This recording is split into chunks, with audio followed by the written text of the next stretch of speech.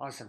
So it's 3:30 p.m. in India. We have five attendees, including us, right now. I think more people are going to join probably in the next 5 minutes. So I hope everybody out there can hear me. In case if our voice is not reaching out there, uh, please put down your questions or say hello or lift your hand. In case that happens, let us know. Today it'll be mainly an audio call because of technical difficulties. We just wanted to keep it audio so that there are no disruptions. Uh, and the speaker is our very own well-known Megan from Australia, Mapping Megan from Australia, a top blogger. And today she's going to talk about the topic publishing sponsored content on your blog, do's and don'ts, and how to find clients. So Megan, I think let's jump into the call. I guess more people will join in between. They might ask questions, but you can start if you want to right away. Perfect. Well, thank you, Sri, for having me once again.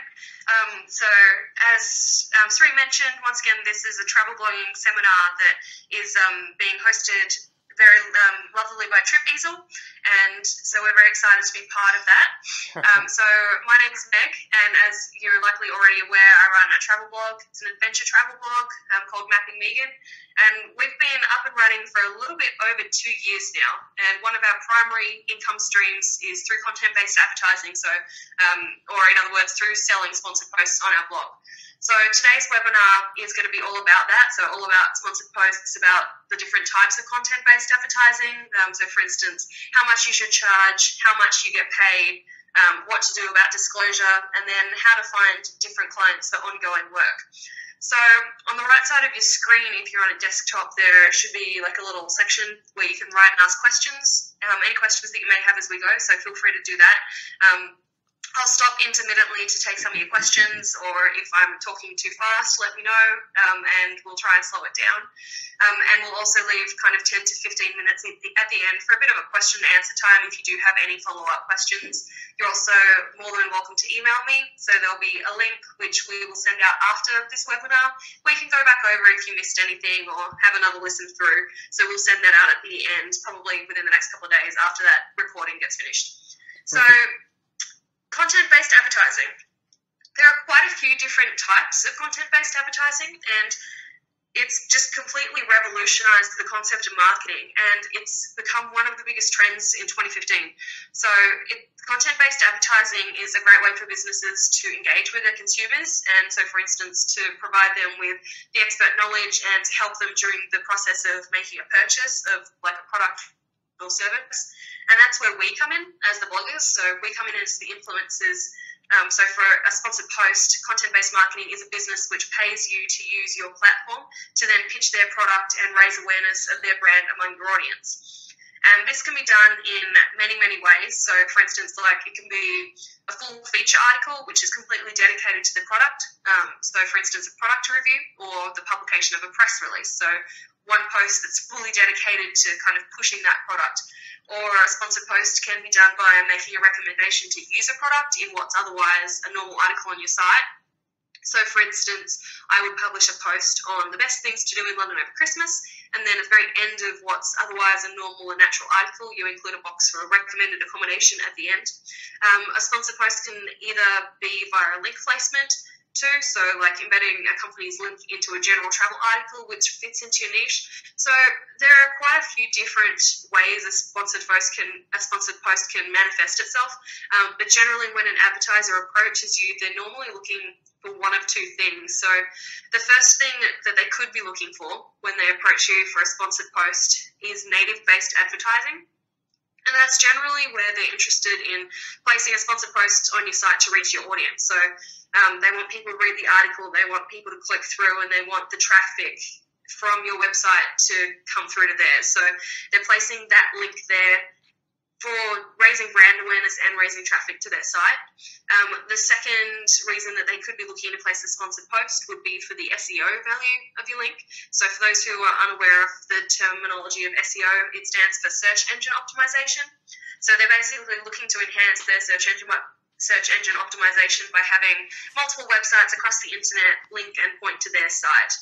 So the very basic gist of that is that Google prioritizes authority websites to the top of the search results when somebody's searching for like a keyword or a search term.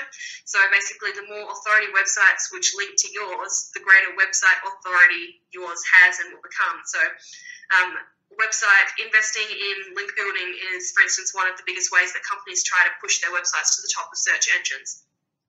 And that means more exposure, which obviously means more traffic for them and then more business. So there are implications with that kind of business model from our point of view as bloggers, because that kind of thing is against Google's guidelines to accept payment for a link, mainly because it's obviously a disingenuous way of boosting your search engine results, and it cuts kind of from the advertising that search engines, like the advertising revenue that search engines can charge. So we'll go into the differences between kind of do follow links and don't follow links and all that kind of fun stuff later on. So to quickly summarize so far, they're the two types of sponsor posts that advertisers will be mainly interested in. So as bloggers, we essentially deal with either the advertiser looking for native-based advertising, or they'll be mainly interested in the SEO value that you can offer. And it will take some time, though you can generally start to tell which one they're looking for based on their correspondence. And the one thing I'll go through shortly is the importance of hashing out all of the conditions of a post before you publish it, because it's normally very vital to figure out which type of post they're trying to place before you go ahead and push something live. So for instance, if someone's looking to place native-based advertising, for instance, and they want to raise their brand awareness, they're likely going to want you to include social media promotion as part of the deal with the post. They'll want the post to appear on your homepage. They'll want it to be highly visible for your audience. Whereas if someone's just looking to place a post on your site for the SEO values, many bloggers actually place these in categories on their sites which aren't navigable from the main page, so they're really not visible, and you can only find them if you have that direct URL, meaning that there won't be that much traffic to that kind of a post, but the value is in the SEO. So it's essential to know what kind of post an advertiser is looking to place, and a lot of the times you'll hash that out before you discuss the terms and conditions and before you actually push a post live. So before we go on, I'm about to talk about the difference between guest posts and sponsored posts. Does anyone have any questions so far, or is the audio coming across as clear so far for everybody? There seems no questions and the audio is all good. Perfect. Well, welcome everybody. If people have just come in, we've just done a quick introduction, which you can go back through. There will be a link afterwards. Yep. So we've just done a rehash quickly that there are two different types of sponsored posts, but then the difficulty with figuring out when you can charge somebody, because a lot of people who place sponsored posts will first email you and try and push it for a free guest post. So we're about to talk about the difference between a guest post and a sponsored post, because accepting guest posts which have commercial links in them could really impact upon the money that you could be making. So there are a few different types of sponsored posts, obviously, and then there are guest posts. A lot of the time, as a new blogger, it's really difficult to figure out the difference between a guest post and a sponsored post, just because a huge number of companies will first approach you and they're going to try and place a guest post and wiggle a commercial link onto your site for free. So as your blog becomes well known, you'll likely start receiving any number of emails from everyone under the sun who have followed they'll probably pitch it to you that they've been following your blog for the longest time, that they love your content, they specifically really love the post that you published last week on Ireland, and that they have some great ideas for the content of your blog. The content that they are sending you would be highly valuable to your readers, it would be high quality, all of that fun stuff, and stuff like they would be honoured to be featured on your blog. So now a lot of the time these kind of emails could be from legit bloggers hoping to guest post from you. However, in general, I've found that the vaguer an email is, it's likely that they're going to try and push a post which does contain a commercial link. And a guest post stops being a guest post when there's a commercial link involved. So this is how a lot of us make a living. And if there's a commercial link involved, so something that links back to a company or a business which is for profit, you should absolutely charge them for it.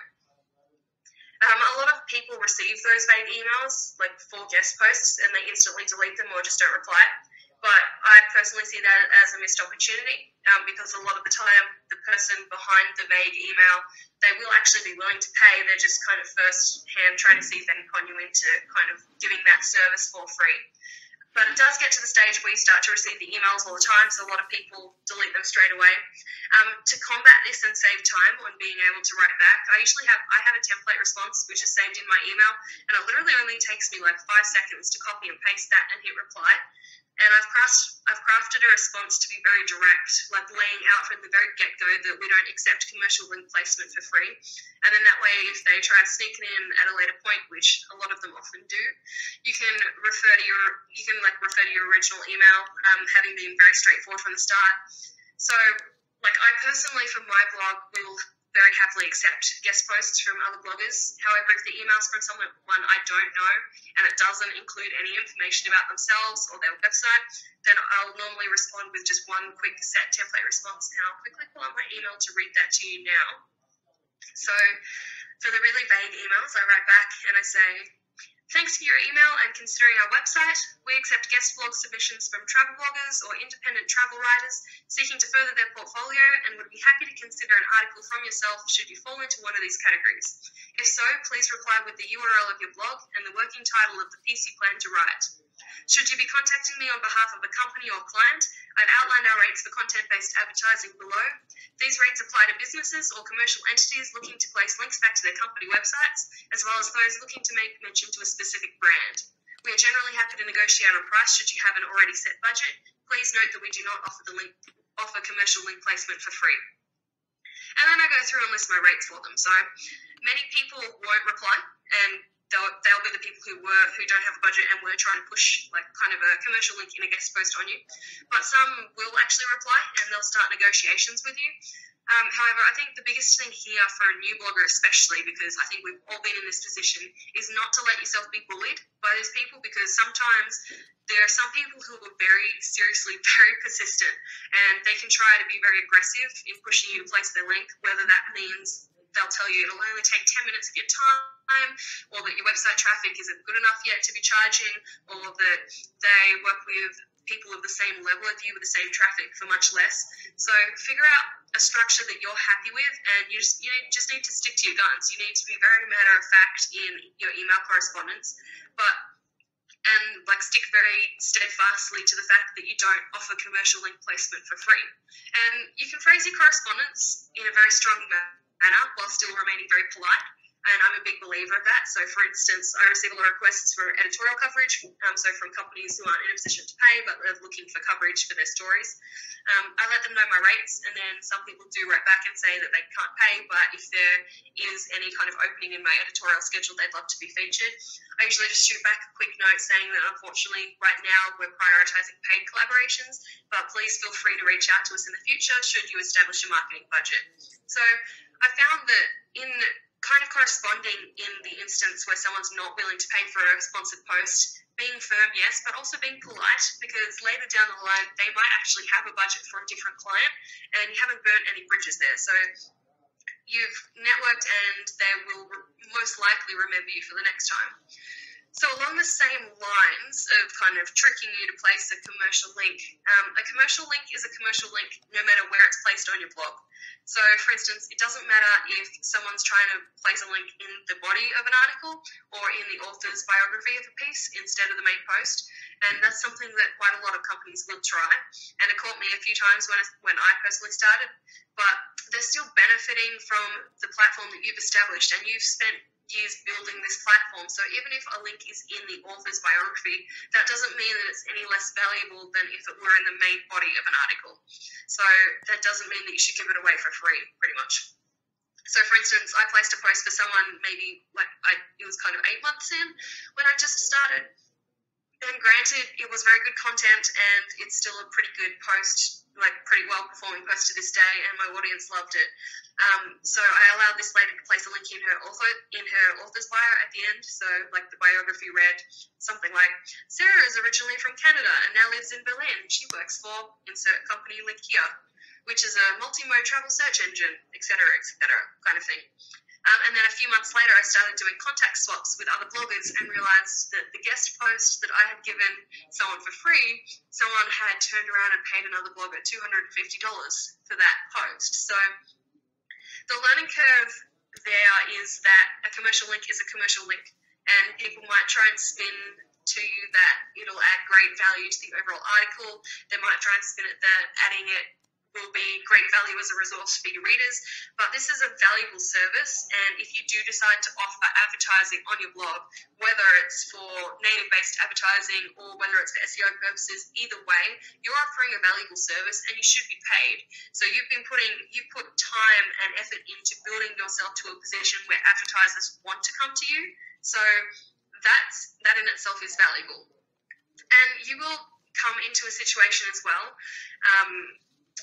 where there are certain situations that I've kind of come into where sometimes a company will pay a genuine blogger, for instance, to post a post on someone's site with a commercial link in. So generally, I have like a template text for my guest blogging guidelines too, and I'll just like include a long note saying that they're more than welcome to place links to their personal blog, but any external links to commercial websites or companies or businesses are all subject to my approval at the time of publication of a guest post. So that kind of thing just covers all of your bases, and it lets people know very straight up, very straightforward what your conditions are for that kind of thing, and then it doesn't waste any of your time later down the line when you've missed the opportunity to say you don't allow this, and then they've kind of been waiting for a couple of weeks, they expect it, all that kind of fun stuff. So with that, sometimes charities or museums or nonprofits will reach out to you, so it's really up to you to make a personal decision as to who you're willing to give editorial coverage to at no charge. Just like, do remember that even startups and apps and non-for-profits, they do all have a budget too, so definitely feel free to offer coverage, like to offer free coverage if it's something that you believe in and if the company is something which really well fits your niche and you think your audience genuinely would be excited by it, but don't feel obliged and don't feel guilted into it, because when it comes down to it, offering advertising, like, this is your platform, and as I said before, you put in a huge investment to it and you probably put in a lot of time and money, so the only person who should dictate how your platform is used is you. So the whole kind of notion of guest posting also goes for the placement of infographics too. So you might get, like, as your blog starts to grow, you might get quite a lot of people reach out to you and ask to place an infographic that they've placed. And that could kind of throw you for a loop because it's a little bit different and it's a different way of kind of coming at it. But that's still advertising too. That usually includes an embedded link, and it always has a brand logo at the bottom saying kind of, this graphic was created by XYZ company. So just write back with your rates, and I let them know that the placement of branded infographics is charged at the following. And so we'll go into how much to charge for sponsored posts next. Anyone have any questions that they'd like to shoot through? Am I talking too fast, or is everybody keeping up? There seems like no questions so far. Very valuable points though, Megan. I'm personally enjoying it, actually. Learning a lot from here. Excellent. So in that case, we'll go through how much to charge for a sponsored post. Yes. Generally, this is the most frequently asked question, and when you're starting out or when you get that first email from someone, you really have no idea, you have no clue, and I didn't have a clue, so it's kind of like fumbling around blindly in the dark trying to figure out where to start. So it can be, how much to charge for a sponsored post is difficult because it can be something that's very hard to gauge. Like, payment could come in many different forms, for instance. So different clients have different budgets, your influence comes into play, your site metrics come into play, and there are different forms of payment. So for instance, you might opt for financial payment, so money in exchange for the advertising, for complimentary hotel stays, for vouchers, for products for review. So how much to charge for a sponsored post is like very variable. There's not really an industry standard for how much to charge for the placement of a sponsored post, but in general, I've learned that the average which bloggers ask for is probably roughly around like the $200 to $500 per post range. When I send my rates, I send 3 options for content-based advertising. So I charge 250 Great British Pounds for a post that I compose. I charge 200 Great British Pounds for a post that they send me, which is fully written. Or I charge 100 Great British Pounds for a placement of a link which is already embedded in an already published article. So I always let them know in my initial email that I'm generally happy to negotiate on the price, because it's very normal that I'm then negotiated down from there. Like I'll send those quotes and they're my kind of set rates, but then I found the majority of people's budgets, like the majority of clients' budgets, normally fall within kind of the $150 to $200 range. Sometimes though, people do have budgets which are going to be smaller than that, so it then becomes a personal choice as to if you're willing to negotiate with them to a lower price. Many times, like you'll send your rates and then it's pretty normal for people to respond with a counter offer. And then when I'm writing back to accept something lower than that, I have a template for that too, which I have a big email, a big folder full of email templates to make my life easier. So I just copy and paste. I say something effective. I'm happy to accept a post for XYZ number of dollars instead. I understand that each client's budgets will vary, and I'm happy to meet you in the middle in the hope that you'll consider me for work with additional clients should future opportunities arise. So I do that because the majority of the time, the rep who's reaching out will represent a number of clients, and it is a two-way street. So if you give them a little bit of wiggle room, obviously within reason, they usually appreciate that, and they'll actually contact you later down the track for work with additional clients. So that's one of the key ways that I ensure future work is recognizing that it is a two-way street and being willing to negotiate, because people's budgets are going to differ. And I found that if you can maintain a continuing relationship with someone who does pay decently well, then that's going to really come into your benefit. And it's all about remembering that yes, you're offering something for value, but then they're obviously bringing you the work too. So it's trying to find that balance and strike that balance. So those are the monetary values that I put on my work generally when I'm kind of freelancing for a client. So not a sponsored post, but if I'm writing like a freelance article for a different client, I usually try and work off a minimum base rate of around like 20 cents to 25 cents per word, like as a minimum kind of base rate. So I'm normally happy to have that as to base off for the value of my time. So for instance, if you're considering working for a lower rate, you need to figure out what your time is worth to you and base your rates off what you're willing to negotiate down to kind of off that. So think of it, even if you have to think of it as an hourly rate, but also think of things like what you want to, like if you want to charge less and accept more posts, or if you want to charge more and accept less posts, because you do have to also consider your brand at large when making like decisions like this to publish sponsored content, and any potential consequences that may have in terms of losing your readers and kind of diluting your brand. So for instance, it comes down to your brand. It's a very personal decision as to how much emphasis you want to place on content-based advertising and sponsored posts as your business model, whether that's your sole business model and income structure, or whether that's something which complements, for instance, affiliate marketing, freelancing, that kind of thing. And you need to consider things like whether you can be creative enough to work consistently with brands and produce content that's both engaging for your readers and satisfies your advertisers at the same time, or whether you only want to accept 1 or 2 posts a month because you fill your blog with like your content for the rest of it. So there are quite a lot of things to consider when thinking about whether you will accept a sponsored post. So before you actually say yes to an advertiser, do always consider your brand.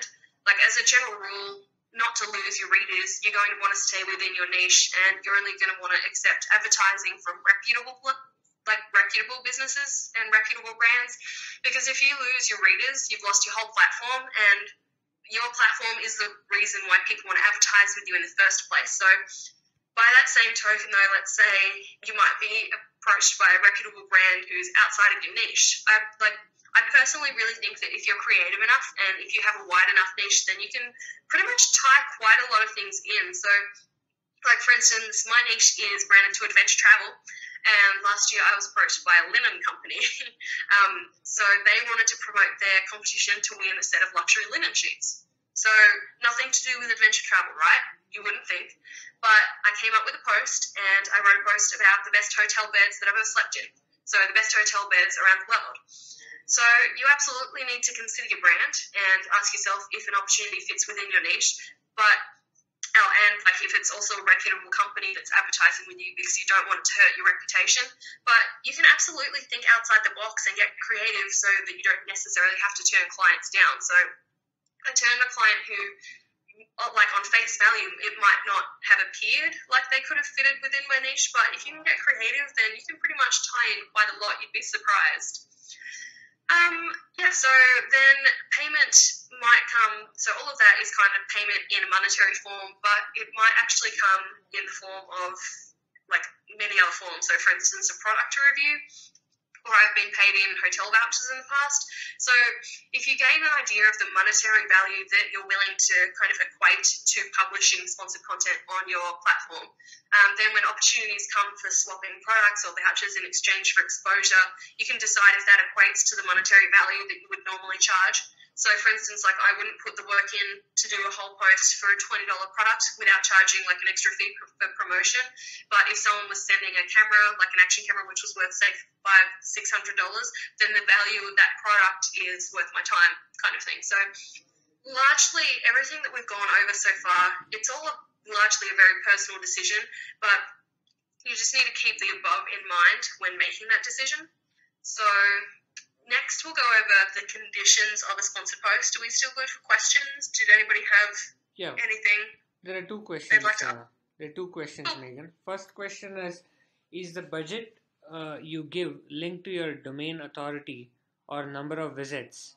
And following that question is, what is your DA and number of visitors for that 200 to 500 price target? Yeah, for sure. So my domain authority is 45 and my page rank is 51. My number of visitors, and so normally in the email which I send, I'll say advertising rates are based off, and then I say advertising rates are based off 88,000 monthly views, 33,000 unique visitors, and a DA of 45, PA of 51. I've been charging these rates for quite a while though, and like I keep charging them as my DA was rising. I'll go through domain authority kind of in a little bit. I have a section on that, but I found that the majority of sponsors and advertisers will start coming to you when your DA is around 30, and then obviously we'll go through quickly like later on in the seminar a few different ways to build that DA. But yeah, I found they'll start approaching you when you're around a DA of 30, but I've been charging these rates kind of since I started having people approach me, because I found that this is the industry kind of average. There's no industry standard really per se, but I found that this is the average. So I think if you're of a DA of kind of 30 or up, you can charge this, but then obviously negotiate down. And really it's about feeling it out. So a lot of the time you'll find that you'll personally get an average that like find an average rate that people are happy to pay you, and that may start rising as you start as your blog starts growing in stature. And sorry, what was the first question? The first question was, is the budget you give linked to your domain authority or number of visits? Oh, okay, yeah, so I think that pretty much covered both questions then. Yeah. So I'll likely, like these are the rates that I found work for me, so I'll likely not, like I can't see myself raising them anytime soon unless I kind of come up with a campaign that is consistent, like a consistent monthly campaign that requires quite a lot of social media promotion or quite a number of blog posts. But yeah, so those are the rates that I found work for me. Those are the rates I would probably suggest starting off. And then if you find that it's not working, bring them down a little bit and then find your average that works for you. I see. One more question, Megan, from Shannon. Do you request payments upfront? Is the question. Yeah, so we're about to go through the conditions of sponsored posts, and payment is part of those conditions. Generally with payment, I'm happy to request that after a post is live, mainly because like I can always take a link down or I can take a post down. It's never really happened, so I request that payments are made within 48 hours of a post going live, and that's because it's not like a sponsored post isn't in I guess the generic the traditional sense of a service or a good where someone actually takes it. Like I have the power to take it down. So I'm happy to let them request edits and changes, and then when they're happy, I'm happy to let them pay, kind of thing. Awesome. But once again, that's a personal decision. So it's up to you about and hashing out those conditions with them beforehand. Awesome. Another follow-up question by Geert. I'm not sure how to pronounce your name. Anyway, the question is, do you promote sponsored posts also on social media? That's the question. Yeah, absolutely. So what I might do is I might go on to the next part of the chat then, because we're about to talk about the conditions and all of that kind of like social media, the payments. I'll cover all of that. So I'll go on with, I guess I'll just kind of keep going. Social media is coming up, I promise. Okay, beautiful. I guess Cool. you can continue, Megan. Okay, cool. So, so the most common conditions which are going to come with the placement of a sponsored post, and probably the most essential elements in published content-based advertising, is you need to make sure that you hash out all of the conditions in writing before a post goes live. So, like Shannon had the question about the payments and social media, which we'll talk about in a sec, hash it all out and make sure you've got it all in writing before you send it live, because there's nothing worse than having different expectations and then having to kind of negotiate after you've actually put something live on your site. So the different conditions mean whether you're only offering the client a no-follow link, if the post is a permanent post which stays online for the life of your website, or if it's only valid for 12 months, if there's a specific category that they want the post placed in, if, as the last question was, if social media promotion is charged additionally, or if you're going to include that for them in the price. All of that stuff, hash it out first. And a lot of the time, they'll actually come to you with their specific conditions. So if there's anything that you don't want to agree to, then you need to let them know up front, and you just need to be very straightforward with them about it, like a business transaction, essentially, because that's exactly what it is.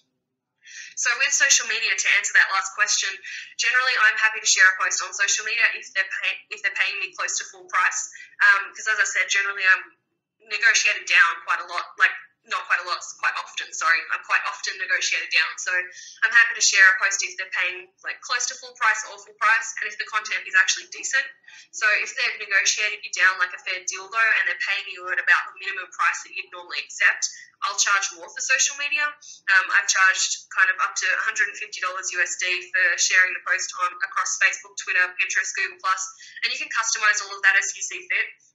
If it's a pretty horribly written post, or it's like borderline spammy, and it's one of those posts that I mentioned before that is the SEO value, and many bloggers choose to kind of not make navigable from the main page, so it won't see a lot of traffic.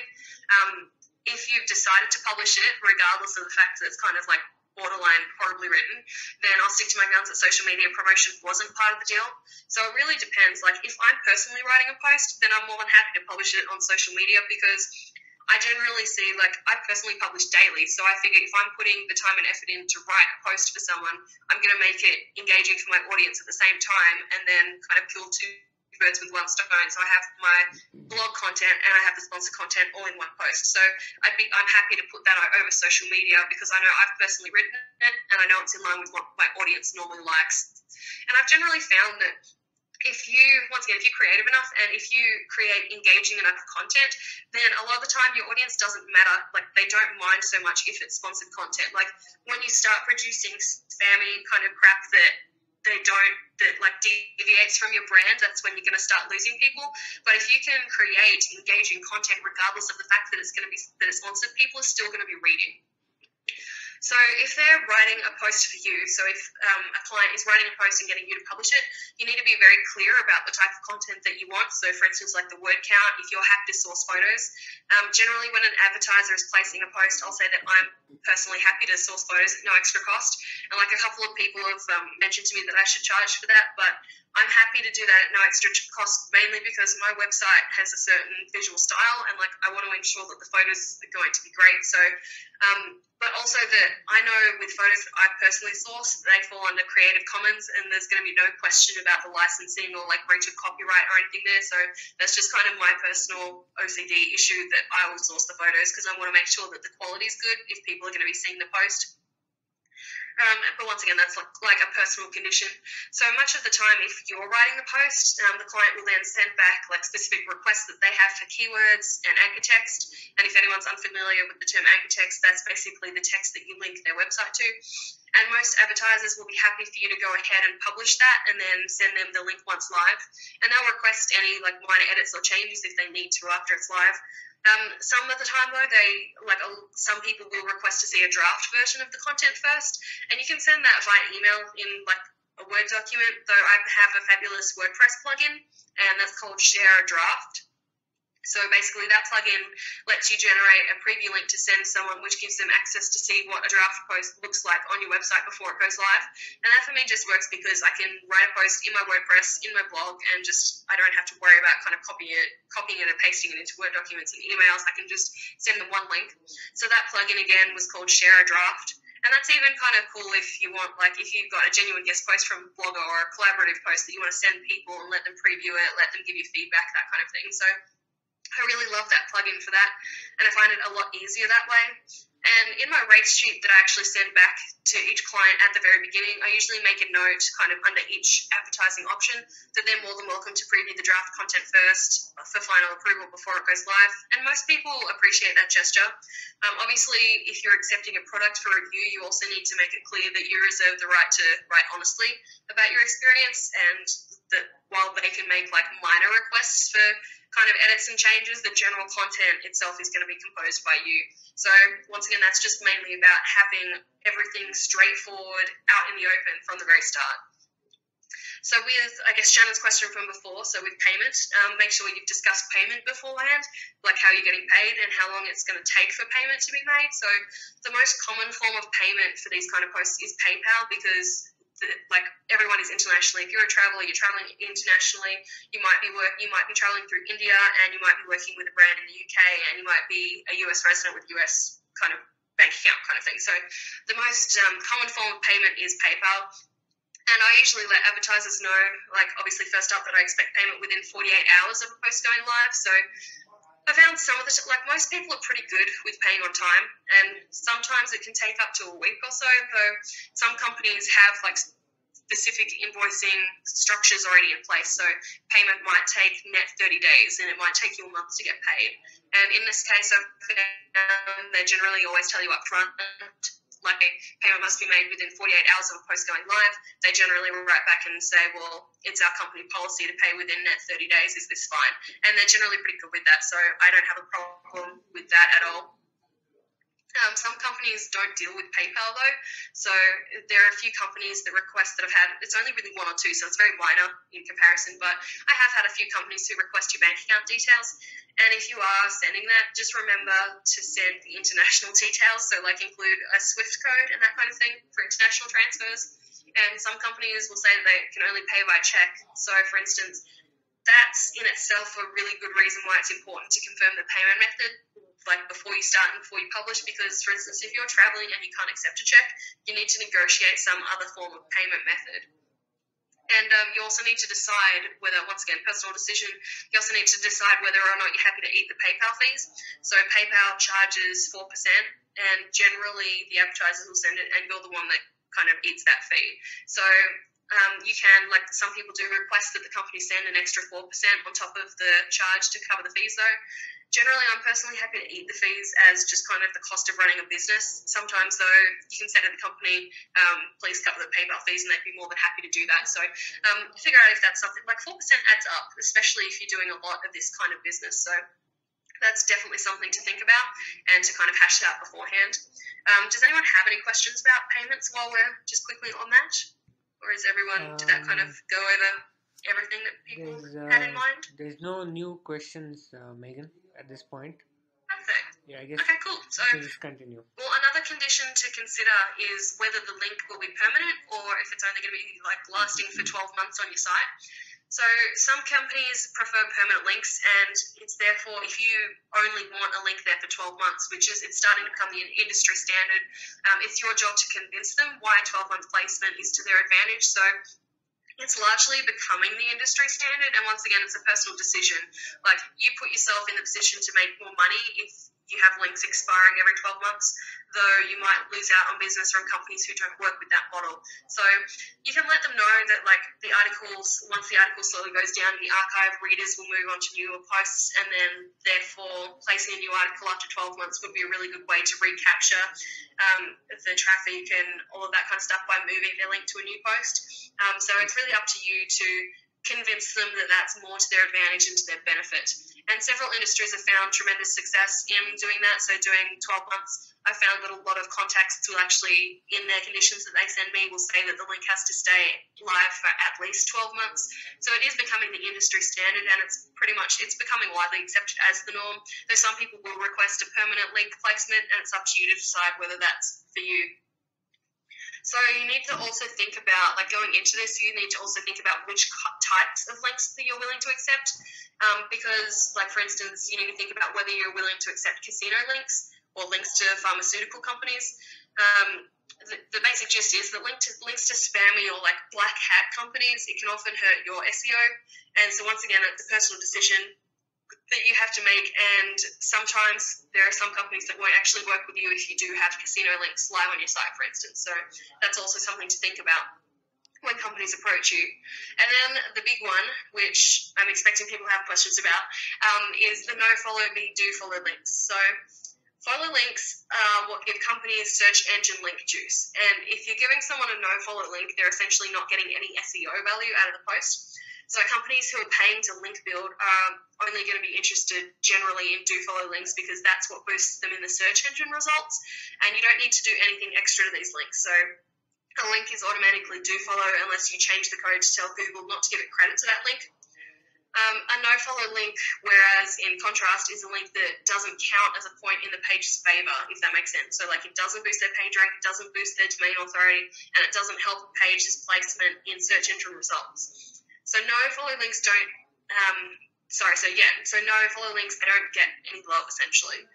You can create that pretty easily. So there's you basically need to add a no-follow link in the HTML tag, and basically where you go into the text version after the website, you'll find a thing that says ahref and then the website, and then after that you put in some coding, which is rel equals quotation mark, no follow, quotation mark.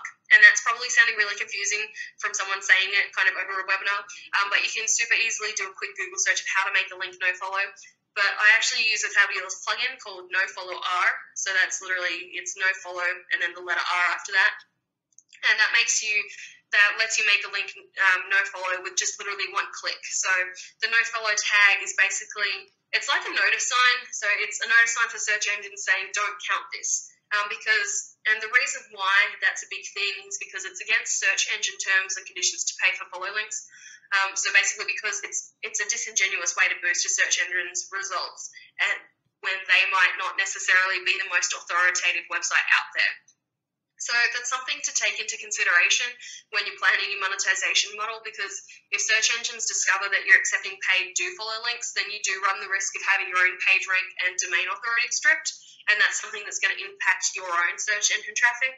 And this is one of the reasons that advertisers who are interested in placing advertising, like your search engine traffic, your domain authority, that's one of the reasons that advertisers are interested in you in the first place. So for instance, like generally an indicator that you're being paid for a do-follow link is mainly if a post appears unnatural on your site. So for instance, if you've placed dodgy content which is unnatural with the rest of your site, so it doesn't fit in with your niche, and it's got like an over-reliance of links to one website in the post, or a link in a website to a post just doesn't make sense with the rest of the content. So they're the kind of top indicators that flag in search engines that you're being paid for a do-follow link. So you want to basically make your sponsored content as natural as possible. So my advice would be to read up on the pros and cons of offering follow links v no-follow links and make a personal decision based off that, knowing the risks of potential search engine penalties which could arise from that. So as I said, like it's a personal decision. There's quite a lot of content out there on the web with the pros and cons and which discusses that. So read up, and I do realise that like just because a no-follow link doesn't give SEO value, it doesn't mean that it's worthless. Like it does provide a valuable referral traffic, and that's what a lot of people who are searching for native-based advertising are actually looking for. So then disclosure is another condition which you need to hash out before you go and publish. So I found that it's becoming increasingly common for companies to make requests around like how you disclose that a post is a sponsored post. So for instance, companies that fear that dreaded Google penalty that I was just telling you about, they usually make requests for if you have to put a disclosure on a post, they'll ask that you write something like this post was completed in collaboration with, or this post was completed in partnership with, etc., something like that, instead of using the literal word sponsored, because that's a flag that search engines can pick up on. So disclosure, though, it's not just about search engines. It's in many countries, disclosure is a legal issue too, and in countries like the United States, there are very strict laws about which lay out like that you have a legal obligation to disclose basically any relationship where there was something exchanged for the advertising or a review, and that could be whether it was money or whether it was a complimentary night at a hotel in exchange for a write-up about their property. So countries like the US are fairly strict on that from a legal standpoint, whereas other countries like Australia, where I'm at, the laws are much more lax, and then disclosure falls to a moral and an ethical obligation to your readers about disclosing a business relationship that you might have with a company. So before you start selling sponsored posts, I would highly recommend you pull up the laws which govern online advertising in your country. Though do realise, for instance, though, that even if your blog is Australian, so like mine, for instance, and an American company reaches out to you for a post, that company themselves is legally bound to make sure that there's a disclosure on the post, and they can personally fall into trouble too. So it's not just about the blogger's legal obligation to disclose a post, but many times it falls to the company as well, because if you don't disclose that it's a sponsored post and the company is American, you can put them into, like, they can get in trouble as well. So it's not just about you getting into trouble, it's about kind of covering your bases for all parties. But like, as I said, I've honestly found that like if you produce engaging enough content and you're sticking with advertisers who are reputable, your audience generally won't care that a post is sponsored. And the biggest thing is that you're not breaching their trust, and that's how you're going to keep your audience. If you're honest and you build up a reputation for being honest and you don't breach their trust, then they're not going to mind if something is like, they understand that your blog is a business and you're putting their needs first, but you're also making money, kind of thing. So people understand that, and disclosure just pretty much literally comes down to letting someone know that you're personally recommending something that you have like a vested financial interest in, or you benefited from it. So like, for instance, a lot of the time, if someone's placing a non-branded link in an article for SEO purposes, like I mentioned, and that doesn't get a lot of traffic kind of thing, and it's not a recommendation, a link placement might not necessarily be classified as a sponsored post for the sake of disclosure. So you need to pull up the laws of the country that you're in, and you also need to consider the moral and ethical obligations that you have to your readers to disclose, just kind of any business relationship that comes with that.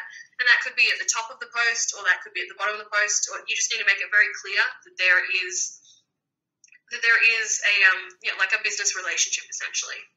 So the last part of the webinar is going to be about how to find clients. Does anyone have any questions about what we've covered, about like the no-follow links, disclosure, any of that kind of fun stuff?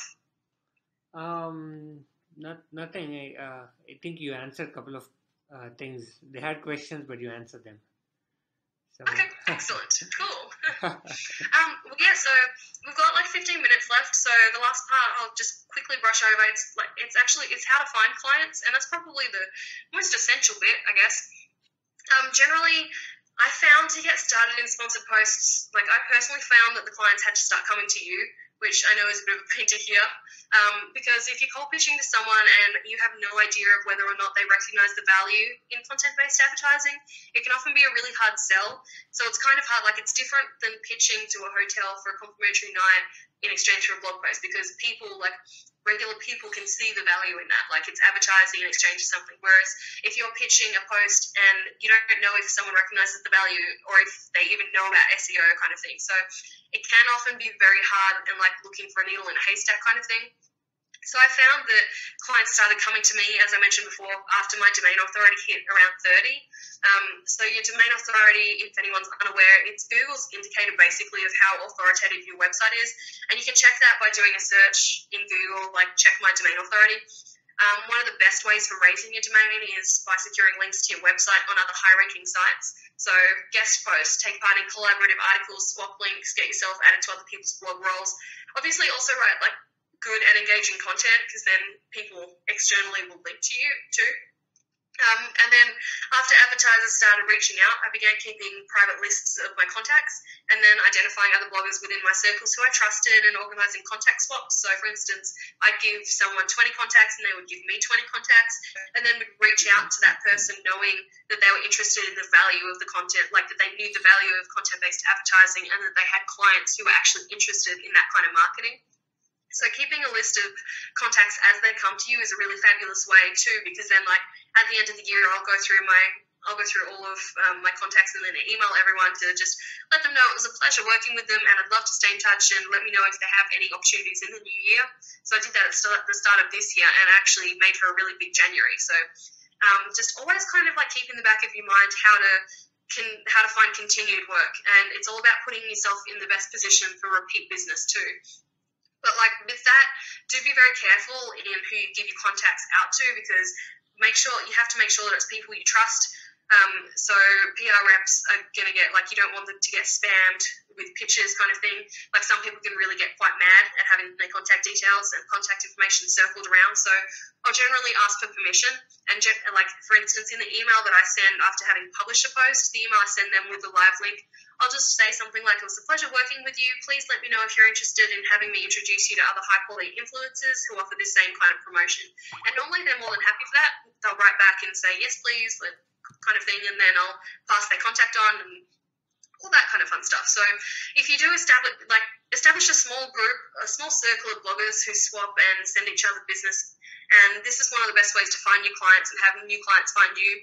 Make sure it is with people that you trust though, because that can, you don't want to go down that path. Though there are actually lots of ways that you can put yourself in a position to be found. So if people haven't started approaching you yet, create a media page. So that's one of the biggest things. We have a media page on our website, and it's one of the most popular, most hit kind of pages on our site. List on that page that you offer content-based advertising, and you're more than happy to speak to people about it. And then lastly, there are also a number of platforms out there which you can join, which connect bloggers with companies. So like a company will go, you'll create a profile, you'll attach all of your social media stats, all that fun stuff. And then a company will go on there, browse, and look through who they want to work with. So platforms that have worked really well for me in the past, the Midgame, Cooperatize is another good one, and there's one called Socialix, which is really good too, and they've done me really well in the past. So that is pretty much the whole webinar with about 10 minutes to go. So if anyone does have any questions, feel free to shoot them out, and Sri will read them out for me. Yeah. Yeah, guys, if you very insightful lecture, by the way. Again, Megan, very detailed, and it sort of gives a person a lot of tools in the hand, I'm sure, as a travel blogger. So, looking for questions from any of you guys. Anybody wants to ask any questions to Megan at this point? You could also ask her the questions on Twitter. Is that okay, Megan? If they absolutely. You can tweet, and obviously tweet using the TripEasel hashtag. That's right. Otherwise, you're more than welcome to email me as well. It's kind of going on 10 p.m. here in Australia, so I might get back to you tomorrow, if that's okay. But my email is Megan Gerard, so meganjerrard@gmail.com, and you can shoot through any questions you have. I'm more than happy to send you examples of sponsored posts that I have up on my website. So you can take a look and kind of have a look at how I've structured them and all that kind of fun stuff. So we just got, we're getting like an influx of questions now, almost 3. Okay. So first question, could you repeat those companies or websites to get business from? Yeah, absolutely. So the Midgame is a good one that has given me a few campaigns, and I've worked with people like Land Airlines from that. So that was called the Midgame, so TheMidgame. Socialix is another one, so social and then IX. And I worked with them yesterday on a sponsored social media post, actually, so posts for Facebook. So not on the blog, but companies pay really well, like the same posts, the same kind of charges that you charge for a post on your website, just to post on kind of Facebook and Twitter. And then the last one was Cooperatize. I see. Any other questions? I see. I think all 3 questions were that, actually. Can you, okay. the names of the companies. So So that's awesome. Yeah, definitely. And once again, like if you missed that, you can email me, and if you can't find it on Google, feel free to shoot me an email or shoot us a tweet, and I can send you the links to those kind of websites. awesome. Well, it doesn't seem like people have questions. I guess it was a very exhaustive lecture, and I'm sure they got a lot of pointers out of it. And it was very informative even for me, Megan. Thanks a lot for that. Excellent. Because as a business, Well, we thank always. you everyone so much for coming. Yeah. Thank you everybody for showing up. Thank you, Megan. You have a good rest of the night. Get some food. Happy weekend, everybody. Yeah. Take care. Bye bye.